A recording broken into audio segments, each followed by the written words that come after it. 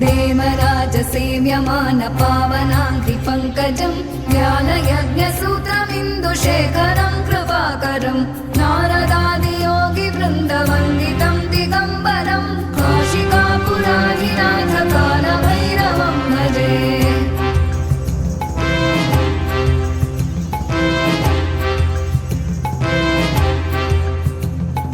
भानुकोटिभास्वरं भवाब्धितारकं परं नीलकण्ठमीप्सितार्थदायकं त्रिलोचनं कालकालमम्बुजाक्षमक्षशूलमक्षरं काशिकापुराधिनाथकालभैरवं भजे।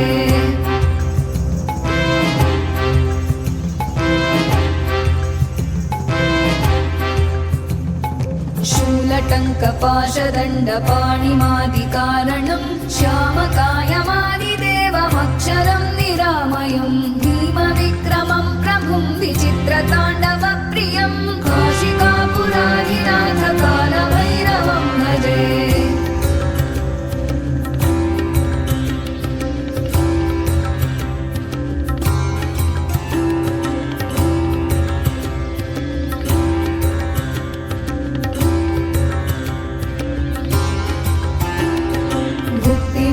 दायकं प्रशस्तचारुविग्रहं भक्तवत्सलं स्थितं समस्तलोकविग्रहं विनिक्मणन् मनोग्रहेम किङ्किणीलसत्कटिं काशिकापुराधिनाथकालभैरवं भजे।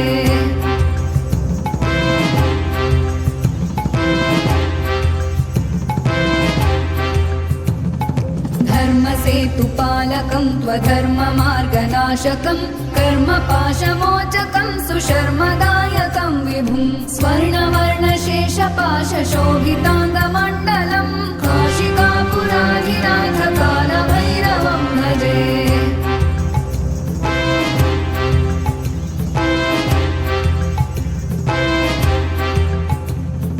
रत्नपादुकाप्रभाभिरामपादयुग्मकं नित्यमद्वितीयमिष्टदैवतं निरञ्जनं मृत्युदर्पनाशनं करालदंष्ट्रमोक्षणं काशिकापुराधिनाथकालभैरवं भजे।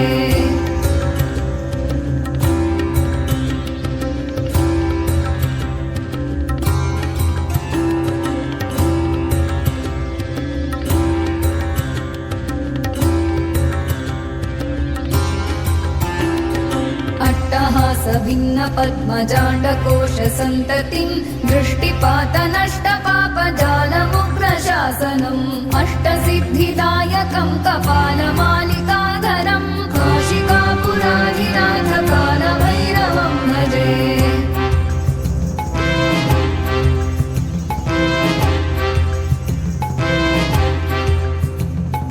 भूतसङ्घनायकं विशालकीर्तिदायकं काशीवासलोकपुण्यपापशोधकं विभुं नीतिमार्गकोविदं पुरातनं जगत्पतिं काशिकापुराधिनाथकालभैरवं भजे।